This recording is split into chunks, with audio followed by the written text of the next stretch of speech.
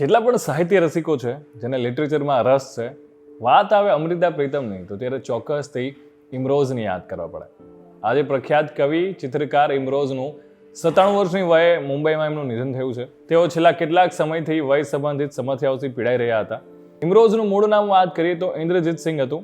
અમૃતા પ્રીતમ સાથેના સંબંધો બાદ ઇમરોઝનું ખૂબ જ લોકપ્રિય બની ગયા હતા અને જો કે બંને ક્યારેય લગ્ન કર્યા નથી, પરંતુ 40 વર્ષ સુધી એકબીજા સાથે જ રહ્યા હતા. ઇમરોઝ એક કલાકાર દ્વારા અમૃતાને મળ્યા હતા અને જ્યારે અમૃતાને તેના પુસ્તકનું કવરનું ડિઝાઇન કરવા માટે કોઈને શોધી રહ્યા હતા. અમૃતા પ્રીતમે પંજાબી અને હિન્દી કવિતાઓ અને નવલકથાઓ લખી છે.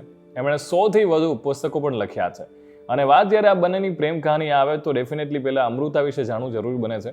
1935માં અમૃતાના લગ્ન લાહોરના બિઝનેસમેન પ્રીતમ સિંઘ સાથે થયા. બંનેને બાળકો પણ હતા અને 1960માં એમના પતિને છોડી દીધો. ત્યાર પછી અમૃતાએ પ્રખ્યાત ગીતકાર સાહિર લુધિયાનવી સાથે પણ એમનો પ્રેમ થયો, પરંતુ સાહિરના જીવનમાં એક બીજી મહિલા હોવાને કારણે બંને ક્યારેય પણ એકબીજા સાથે રહી ના શક્યા.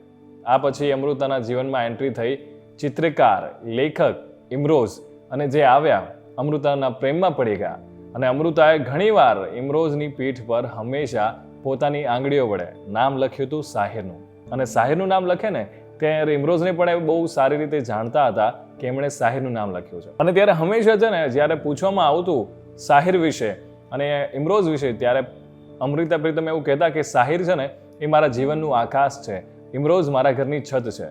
અમૃતા અને ઇમરોઝની ઉંમરમાં આમ તો 7 વર્ષનો તફાવત હતો, પણ વર્ષ 2005માં જ્યારે અમૃતાનું અવસાન થયું, મૃત્યુ થયું, એના પહેલાં અમૃતાએ ઇમરોઝ માટે એક કવિતા લખી હતી.